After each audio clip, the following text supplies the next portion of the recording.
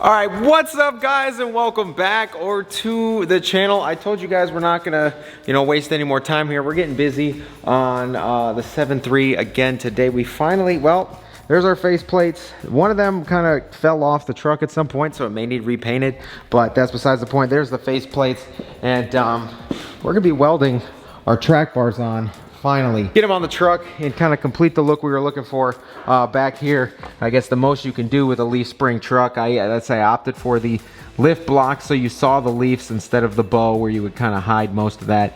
Diff cover looks sharp, and then the only way to add more teal back here other than doing the whole axle is a set of traction bars, and obviously Dude's Fab Shop got those done for me, and it's time to put them on.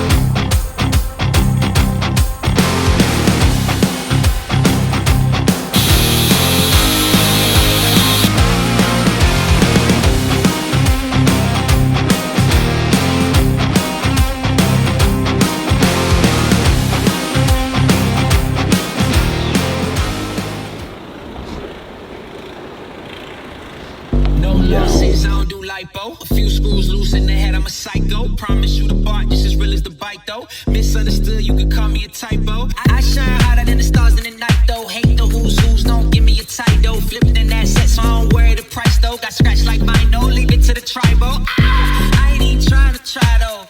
I could do this with my eyes closed. You forgot nothing on my goals. My girl ain't plastic, she don't even recycle. All these kids just wanna be idols. All these kids just wanna be rival. I need something way more than viral. I need something way more than viral. Gotta be something way more than idol. Okay, so my buddy brought his TIG welder over, and come to find out he was out of gas, and he thought that he left the full cylinder at home and brought this one instead. Well, that one was also empty, and that all came about because my MIG gas was empty. So long story short, we didn't even weld the track bars on. Here's the current state of the track bars. They look super sweet. I left the plastic on the bars themselves, so nothing got damaged until like the final bolt on. And I just threw the faceplate on there to see how, see how we're looking. Brackets up there bolted to the frame, super sturdy. Honestly, that's I don't know. It looks super sweet to me. I don't know. I feel like that's pretty sick. So the plan for the morning is to go get more gas, and then we'll be able to weld these on, whether it's MIG or TIG. We'll be able to get those brackets on, and then we can repeat this process on the other side. In the meantime, while we were waiting, we kind of got a little bit further on this kit car. This is actually ready for paint, finally. After all this time, everything's flat, everything's good to go. We did a primer surfacer over the entire thing and then sanded this down, block sanded it, got it flat. And when we did that, some of the pinholes in the fiberglass is a weird material, but there was pinholes in some of, in the fiberglass still after the primer. So we went back and in these areas where pinholes came through and sanded it all in as well. That's where this is. And probably one of the next videos I'll include some clips of this thing because this paint job is actually going to turn out really sick. And now that everything is super flat, I can't wait to see how this thing actually turns out. And in here really quick, while we're waiting for the gas, audio system needs finished. There is a few things missing. I don't know where the amps are. Gotta locate those or find new ones. Obviously gotta run the power, mount the ground. We can split them to both amps because obviously we're you know, speakers are gonna be amped in this.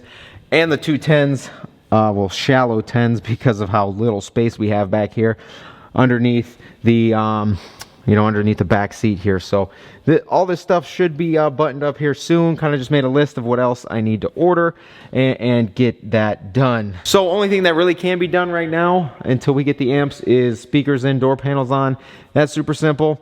And then once all that's buttoned up, it's literally just everything bed-wise. Stack the exhaust, paint the bed caps, and do the bed liner. And this unit will be done. So I'm really excited for that. And yeah, we're gonna keep going, guys.